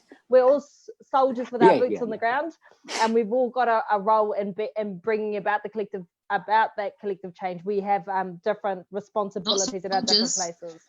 Not Yeah. soldiers though, eh? Hey, Jess, we've got to move away from the military Peace. narrative. Peace. Look, one lesson at a time, not a journey. Yeah, pacifist. So many lessons, Julia. Field Marshal. But it was just a not leading thing. It was, I recognize my responsibility to follow, to back up, to be an ally here. It's not to be the one who occupies this space of always saying the things. It's to listen, to learn, and to bring that forward, and to use my position of privilege. So yeah, kia ora. Chloe, and that was awesome. Good collective constant flow going through there. So Tam, do you want to, what are we going to do now? We're 6 minutes over the originally allotted time, but it feels like it's gone past extremely quickly, and we've still got like a couple hundred people logged in. I know, still watching, so they're still keen. So I guess what I'm really keen to do at this point is, I reckon there's so many questions. There's so many questions in the comments, and I just wish we could touch on some of them. Is that? Yeah. Father's Day? No, I reckon you should ask some partai to matua. Yeah. It was How about? Yeah, let's wrap it up with a bit of kōrero whakaaro from you, Matua, and then let's all just jump in and kind of wrap this all up, whakakapi, and you know, people have been responding so positively to this kōrero. So all right, this is hard, got to think of a mean question. So actually, luckily Manu Kedi sent us in one, but actually, Matua, are you able to tell us what your vision is and what your hopes for what the revolution will look like after, you know, given all of these kōrero that we've had here tonight? Just something to really bring us all together and really push that out into the world. Yeah, you know, I got in politics. I got involved in politics a long time ago, you know, way back in the 60s and the 70s. And so I'm a child of the 50s, and seeing dramatic changes. I went through from, you know, from Christianity to, you know, to the Communist Party, Marxist, Leninist, Mao Zedong. I've done all of that, you know, and then in trying to find a way, you know, and so there was a huge shift there from the 70s. You know, we in the 70s, we talk about revolution, to overthrow the capitalist system. We need to build up a system, you know, and then you know, the thing about the trouble with these party lines, so all the party lines, and I got you know, had a bit of a radu with it, you know. So I think that the opportunities is right here. So we everybody have a role to play. The young lady from Parliament, she has a huge role, you know, and she got a lot of things she gotta do, you know. She can't say, oh, I can't do this, but she can, you know. So she has a role, and I support her, and so we all have a role. Everybody, all the party here have a role to play. So we need to find a way that a trend. We might not all agree on everything, but let's find a trend that we can. It's like a weaving the harakeke, so we can tie it up to. And then so once we build the kit in, then we see what we're going to put in there or what we don't want to put in there. And so we have this conversation. So we need to bring the harakeke in the game. So let's in a way that we can get out and put it together. And that's what we are trying to do. That's what are we doing right at this moment. Yes, I do have a vision. Yeah, it's not a Tamiichi vision. It's about two-way vision, a Tainui vision. There's an Arawa vision. And so we need to, you know, we need to have that together. And so each of us need to go to our little wee corners in our little wee bubble. Let's create that, to create a big bubble so it can expand and then we can touch each other and pull it together that way. So hey, I'm excited. You know, I'm excited what we're doing. So there's a moment of I can see there's a moment that we can do things. Finally, we can do things. We can even start talking about it, and then so the community, the hapu and the whānau, the 99% of our population that create the wealth of the nation, that they need to be a part of that. Kia ora matoa.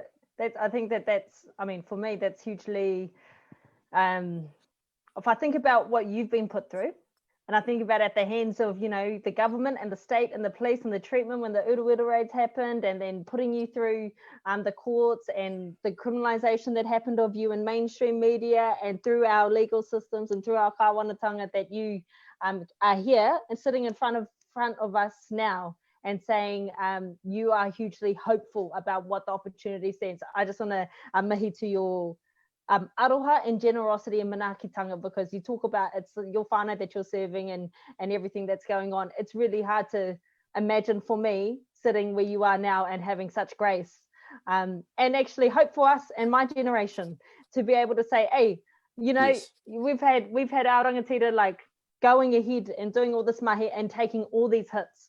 And I'm hugely impatient.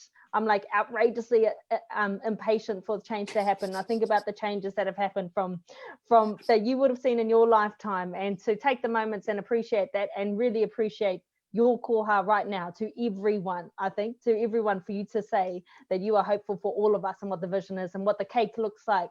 I mean, we're all a field of gardeners. How is that, Jess? Is that a better one? We're like gardeners in a field that we're all gonna like grow and plant together, and we have the opportunity to do that. So mihi atu kia koe e te rangatira. Yeah. The thing is, I don't want to take ownership of some other people's bullshit. You know, it's not. It doesn't belong to me. You know, despite the fact that we got hammered down, get a little red dot on your forehead there, want to shoot you down. But I didn't want to take ownership of it. I just need to move on. I don't want to hold on to those negativity. So I need to find a way that I need to breathe and let's go, let's move it. And I think that our call is the call is all these answers. We're doing that now. Let's move. Thank you. Nō reira, we've reached the end of our kōrero for this evening, and yeah, I just want to echo Julia's sentiments to you, Tame, Matua Tame. You know, you have inspired a whole generation of rangatahi, and how incredible it is and how odd it is to be in this time where we can click onto our phones and our laptops and to hear the knowledge and the wisdom of what you've been through is a real privilege. And I just reading the comments, like, you know, people are just absolutely overwhelmed with the inspiration and hope that they feel from every single part of this conversation. And anyone tuning into this tonight can feel represented, whether you're a young Māori kid from the East Coast, whether you are a creative young artist, whether you are someone who is interested in communications and how to actually talk to people and interested in care, whether you're someone who wants to do events or gigs, you know, no matter where you're from in Aotearoa, I think there was a part of this kōrero tonight that speaks to, I guess, our collective vision for where we want to move forward to. So what I want to do now is just a quick whip around everyone in this kōrero, just some final words.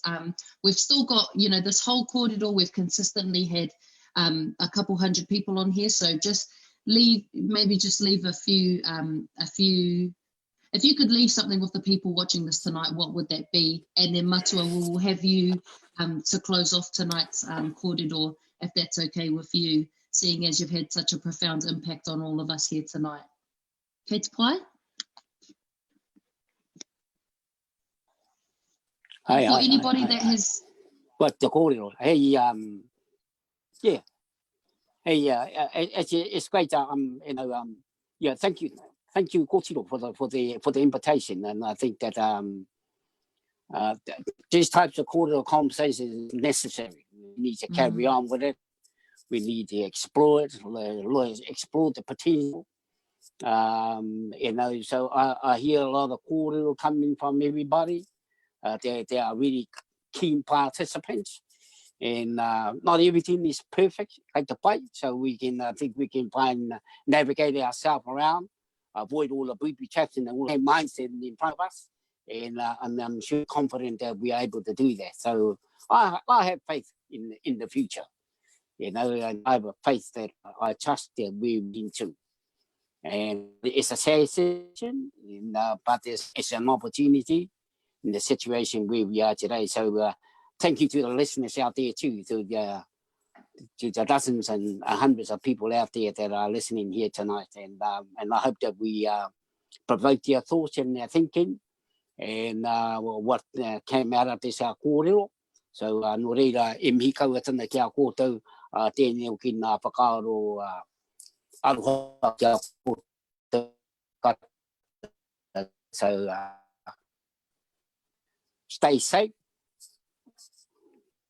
Yo.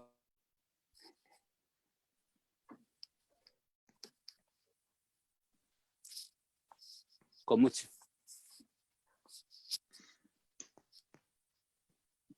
Yes. So, final thoughts, final words, Julia. Hit us with that truth. And pass it on to somebody. Right. I'm here to kia kote. Firstly, I mean, part of the change happens for, if you're listening to this, it means you're hungry for change and you're wanting to know what your responsibility is. In terms of some, like, we are seeing transformational change happen in pockets of our community and society throughout Aotearoa. We talked about at the start of this, I spoke earlier, you know, we talk about the Ngai Tahu Council relationship that happens in Otautahi and Christchurch. Nothing can happen in that in Christchurch without iwi being part of that, and that is a massive, huge thing. Can you imagine, like, if Mike Hoskins actually knew that happened? Not that we want to mihi to him, so for our councils out there, got some mahi to do on that front. But you know, when we think about the Urewera National Parks, and we think about the Wanganui River, we're seeing power and constitutional transformation in those pockets, and there are many, many, many. I'm just naming those because those are the obvious ones. And so we have to hold on to hope. We know that the cake is out there, and we know that change is happening, and that we, by listening to these conversations and being part of it, I'm all here going, this is a cake. Jess, I love cakes, and I love putting it out there, and I love eating cakes. And amongst us, we all got to have different roles. You've got to have the bakers, you've got to have the eaters, but no, kato katoa. We all get to enjoy the fruits of the baking that happens there. But if I think about a marae, when Matua Tame talked about people who are in our wharipaku, they're the important ones. They're equally as important as who's preparing our kai in the kitchen, who is sitting on our pai and giving our kōrero, who's doing our karanga. Everyone is important and everyone has a role. And if there's anything to take away from this, be outrageously impatient, but how we express that, you know, we all have responsibilities around our own cups of tea table. So especially for our people, we all know, we all have, like, you know, racist uncle aunties in our lives. We might be that ourselves. Sit at the table. The change, and I remember Annette Sykes talking about this, the change sits at the conversations we have around our cup of tea. Be bothered to have the conversations and carry on. We're not going to change everything in one day. Second thing, just practical thing for all our tauiwi, particularly Pacquiao, I say for this country, if you want constitutional change, you want social and progress change, and you need to understand where Te Tiriti sits in here and what your relationship is as a Pacquiao here. I think you should be proud to be Pacquiao. You can be Pacquiao nowhere else in the world. And there's a cultural identity you need to know and understand, and know the benefits of the structures that you sit in. Engari, you need to own your culture. That is part of the change, and have an understanding of that. I'd say go to Jen Margaret, love pimping out my friend, the groundwork field. I should ask my wife since she's part of that, but treaty education, just Google Jen Margaret. It's the groundwork field, something. Jen Margaret. Groundworks. There we go. Jess would have done it. That's a practical thing. The cups of teas around the table. Hold on to hope and hold on to the mahi all day, every day, and be gentle with yourselves, because this shit can be exhausting, and you feel like I'm not changing anything. Well, actually start with yourself. Look after yourself, your whānau, and have those conversations around the cup of tea table when you got the energy. Because sometimes, I don't know about you, I can walk out on my whānau and we just say hi to each other. But that's a mahi. Then we've got era, and I hold on to that hope, because See that man up there? That's my koro. That's my mum's dad, and he's my tupuna, one of my closest tupuna who's passed on just after I was born. And I'm his mukapuna, and I'm also a tupuna of my mukapuna that are going to come. And so are all of you. You are all mukapuna and tupuna as well. We are all ancestors. What are we doing today to be good ancestors? Kia ora. And kia ora you fellas for organising and for the kōrero. Kia ora. That's you, Cleve. You're next.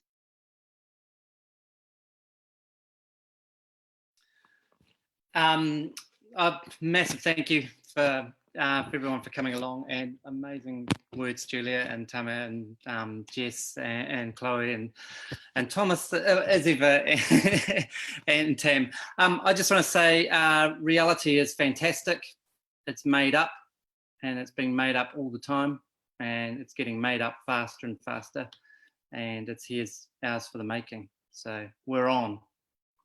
That's me. I'll mute now. Oh. I have my chocolate. No, kia ora, Cleve. I'm very much looking forward to this harakeke industry. Sounds like Tame is too. And there were lots of the comments were going wild when you were talking about that, by the way. Your Te Tai Tukiro whānau were saying, yes, so much harakeke out here. Mean. And Jess? Oh, kia ora.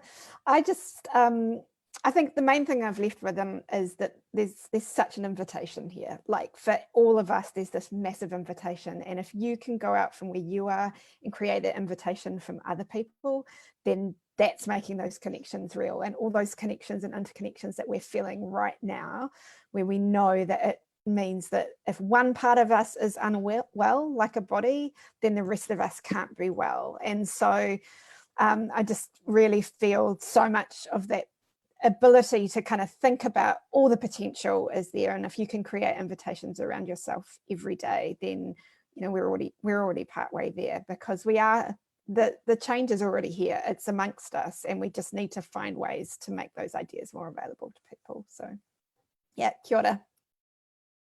Mean. And of course, Chloe, just firstly, a big mihi to you for your tautoko last week as well, and for stepping in and helping out, and then returning again with just as strong kōrero.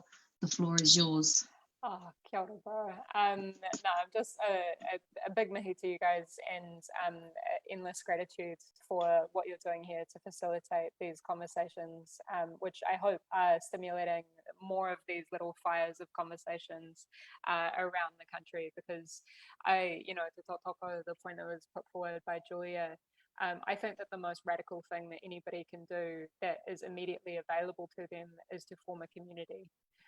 And you begin to form that community by sharing values and ideas with people. And it's kind of, I get asked relatively frequently, particularly by younger folks who are involved in movements like school strike, how do I speak to my climate denying uncle, or, how do I speak to my racist uncle at the Christmas or whatever.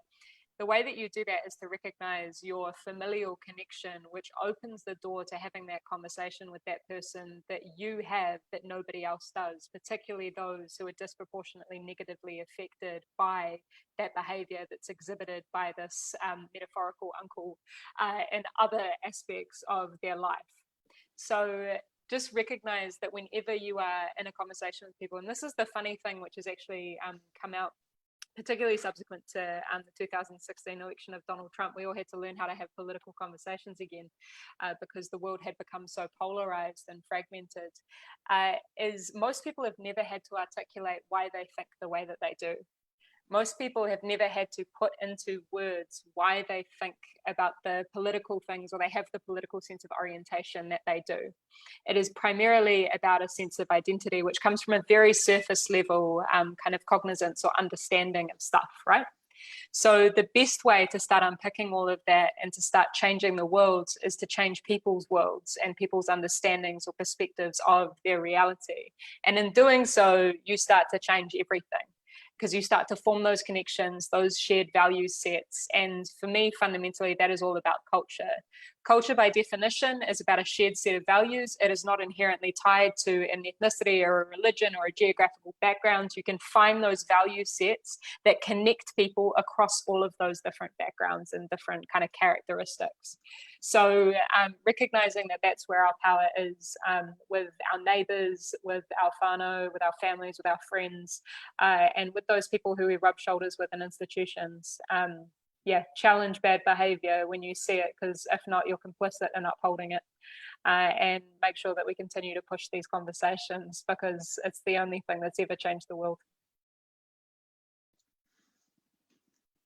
I know what you're saying. I know totally what you're saying, and I agree. T Nash. Oh, kia ora, Let's Tam. wrap it up. Yeah, so just to say thank you so much, everybody, for being a part of this, and thanks to you, especially Tam, for having the idea and being able to convene people in this way. I guess for next week, so we're doing this every Monday, 7 p.m. Next week, we're gonna focus a bit more on the economy, whatever the economy is. I always feel it's really annoying that people refer to the economy as some kind of sort of sacred entity that we have to, support or, protect, when actually it's just a set of relationships and decisions on how we organize resources and money. But speaking of the economy, we have a couple of people who are going to come back. Kate Rayworth, who we were supposed to be having for this first quarter or last weekend when we broke the internet. So she's coming back, and we've got Ganesh Nana, who is an economist with Burl, really awesome guy, really easy to listen to, and Max Harris, who will be joining us from the UK. Yeah, another awesome guy. He's all right. He wrote a book. Yeah, he wrote a book. So we've got those three, and we'll get a couple of other guests as well. We're just sort of confirming that at the moment. So that'll be that should be a really good discussion as well, in terms of like thinking about how we structure our economy in hopefully very different ways. If Matua Tamaiti can have faith that we're going to go in a better direction out of this, then so can I, and so can we all. So yeah, back to you, Tam, to wrap us up. All I will say, Fano, is that Tame, you should go follow him on his social media channels, because he always does live videos. His Instagram handle is mahurehure, MAHUREHURE, and then he's got a Facebook page as well, Wairere Tame Iti, where he does lives, and he drops knowledge all day long. So encourage you to stay in contact in that way. Many of our panelists here are accessible as well via social media, in particular on Twitter. But Cleve, what about you? How can people access your whakaaro?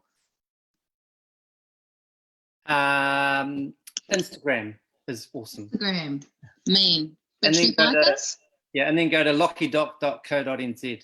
And lockydoc.co.nz. There you have it, whānau. Keep exploring those ideas. These people are accessible and able to pick their brains at any time. Just at them on Twitter, and they can respond to all your questions, because I saw there were a lot of them. Anyway, I'm going to do a karakia whakamutunga to close us off for the night. This one is called Unuhia. It talks about clearing our hearts, our bodies, our spirits, and feeling the spirit of rongo, and just drawing together and affirming. So, me noi tātou.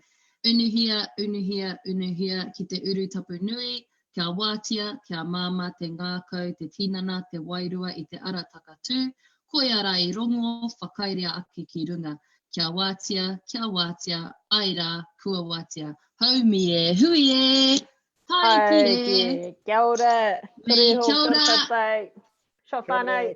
Yes, I'm going to hit you up on Twitter with all my questions about the cake. I don't know. I'm going to eat some now.